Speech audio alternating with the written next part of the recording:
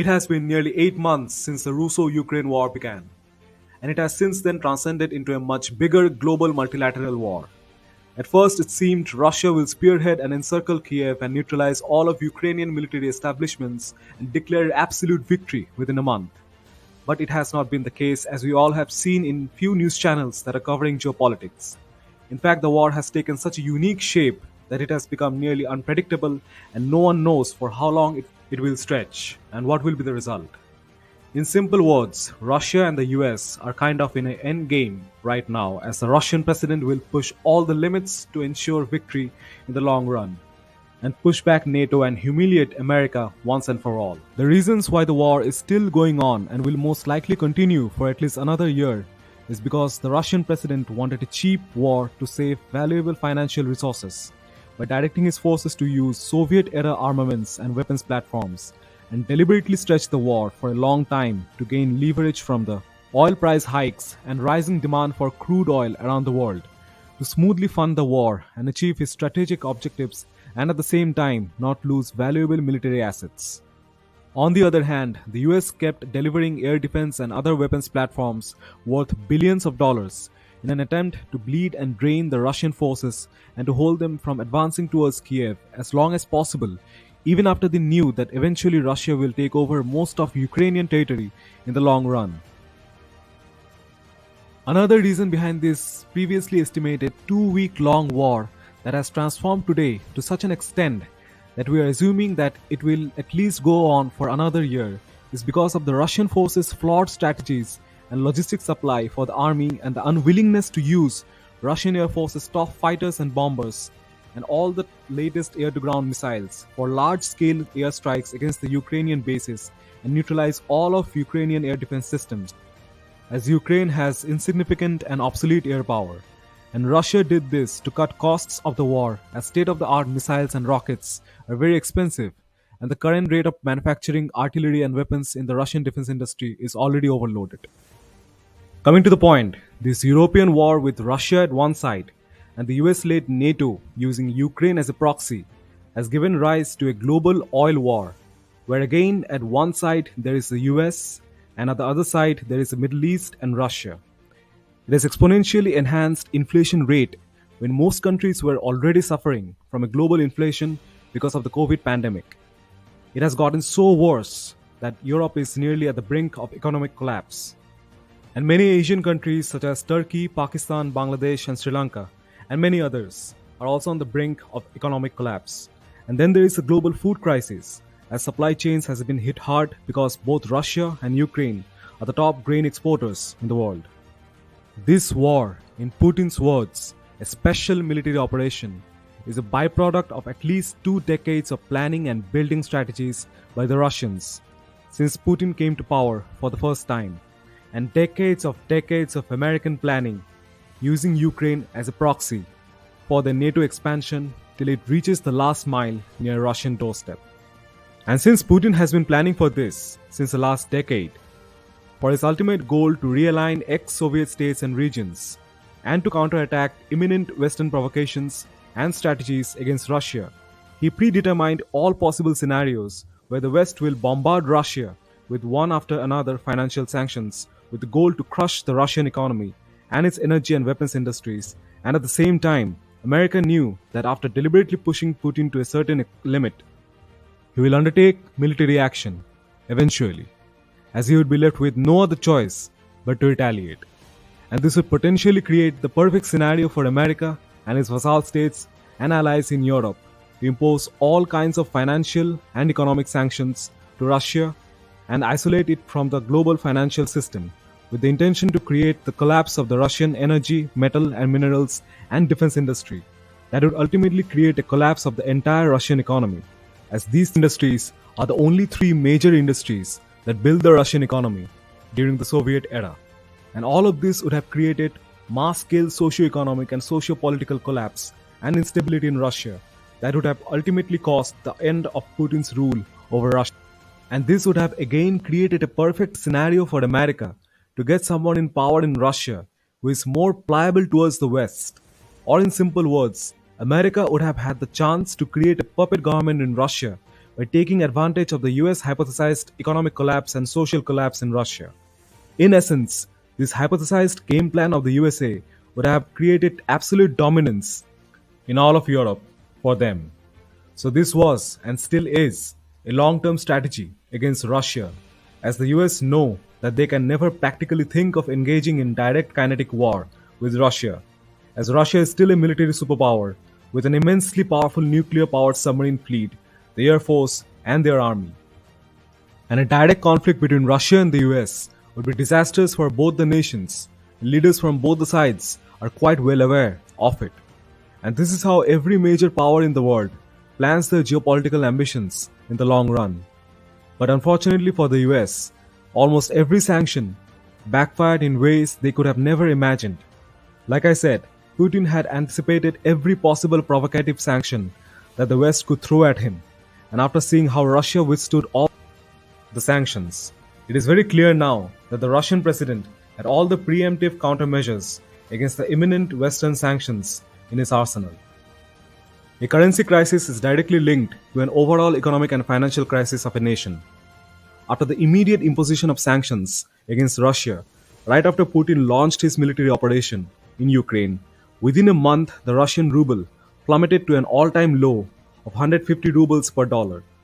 And after a series of countermeasures in the next 2 months, the ruble appreciated in the 50 to 60 ruble per dollar range, and it became the strongest performing currency in the world in recent times. Now, to understand this, first we all have to admit the series of tactics the Russians played are nothing but absolute genius. Supposedly, the first shock that the Russians gave back to the West was when the Russian central bank pegged the ruble to bullions, that in this case is gold. They de-linked their currency exchange from the US dollar by moving the ruble to a gold standard. It means that at the time of implementing this, 1 gram of gold was traded at a rate of 5,000 rubles, according to some reports. Now, Russia is a trade surplus country. That means it exports more than it imports. Speaking of its exports, most of Europe is dependent on Russia for their oil and gas supplies, which makes them the most vulnerable economies right now. Following instructions from the NATO boss, the US, Europe is too imposing sanctions on Russia, but also at the same time, they are making several exemptions as well, as almost one-third of the total European nations are landlocked, and as a consequence of their geographical positions, they have no other option or the luxury to buy oil from somewhere else. They have to solely rely on Russian oil and gas through dedicated pipelines. During the first 3 months of the war, Russia exported more than $100 billion of oil and gas to Europe. They shipped more oil than ever when compared to any other year in that particular time period. This helped the Russians to bag enough money to finance the war for a longer period of time. In addition to this, Russia announced that Europe would need to buy its energy requirements in rubles. Now, coming back to the topic of the linking of ruble to gold, gold is always traded in US dollars. So, linking the ruble to gold would essentially set the price for the ruble in dollar terms. And Russia has a huge gold mining industry. It has some of the world's largest gold deposits and reserves. While on the other hand, the US dollar is pegged to its national debt. And with time, if countries like China and India being the largest users of gold, with India having the largest household gold reserve with over 25,000 tons of gold worth over $1.5 trillion, peg their currencies with hard assets along with other currencies, it would up to a huge extent link the US dollar to hard assets. And since the dollar has depreciated significantly against gold, it would create direct negative impacts on the US dollar. So Russia has for the time being successfully linked currency, energy and gold. Speaking of energy business, since oil and gas demand are at an all-time high, Russia keeps on creating huge current account surplus. The Russian central bank has also implemented strict capital control measures. It enables the government of Russia to limit foreign currency leaving its country. Also, the Russian government has ordered all its multinational companies in Russia to convert at least 80% of their foreign currency revenues into rubles. And after implementing a series of genius countermeasures against Western sanctions, Russia has most recently relaxed capital controls, and also lowered interest rates that was once hiked, and this was done to devaluate the ruble after making it stand strong temporarily to withstand the immediate shockwaves of the Western sanctions. Since highly valued currency affects a nation's exports, and Russia has an export driven economy with a trade surplus, this move was pretty much obvious. Since the start of the war in March this year till November, Europe has bought hundreds of billions of dollars of oil and gas from Russia. The two Asian giants, India and China, has also bought record amount of oil during this period, as Russia gave big discounts to these two countries. India increased its crude oil imports from Russia to over 10% among all other sources, and Russia has also become China's biggest supplier of oil, taking the position that was previously held by Saudi Arabia. These two helped the Russian economy up to a huge extent.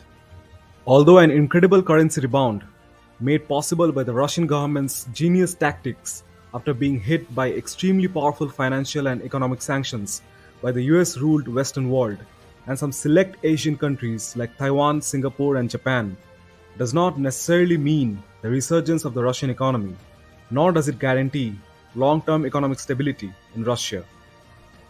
It has also shown the world the growing obsolescence of Western sanctions due to the ongoing paradigm shift of the global geopolitical order. But in essence, what the incredible recovery of the Russian ruble has shown us is that it stopped the immediate collapse of the Russian economy. Russia has also been able to successfully clear its monthly debts. And of course, it has also signaled that Russia is still in a position to stretch and continue the war until it meets its objectives. And currently, a lot of factors and policies made by two of the most powerful countries in the world, that is India and China, have the potential to favor Russia in the long run. And some of these major factors are the possible creation of alternative payment mechanisms, primarily by our country India and China and some other Asian and Arab nations, and the creation of multi-mode alternative trade corridors centered in Asia. The most notable of these brand new 21st century trade corridors is the International North-South Transport Corridor, or INSTC, being developed by its primary founding members, Russia and India, that starts from Moscow and ends in India's financial capital, Mumbai. The Russian economy is still not in a good shape, and the future is still, up to some extent, unpredictable. But all these factors, like alternative international payment mechanisms and trade routes, are very promising and optimistic in nature for Russia in the near future. And at the same time, this entire complex global geopolitical order changing scenarios, catalyzed by the Russo Western World War, has undoubtedly weakened the Western influence over the world. And this will also end the dollar monopoly in the near future. Russia has enormous amount of natural resources. It has an incredibly powerful military with a giant and technologically advanced defense and space industry. A significant portion of the world is still dependent on Russian energy supplies and weapons. And with the meteoric rise of India and China as two of the most powerful nations apart from the US, and the rapid realignment of the global geopolitical order, I don't see a potential collapse of Russia for the time being, in my opinion. So that was all from my side. My request to all is please help us grow by subscribing and sharing.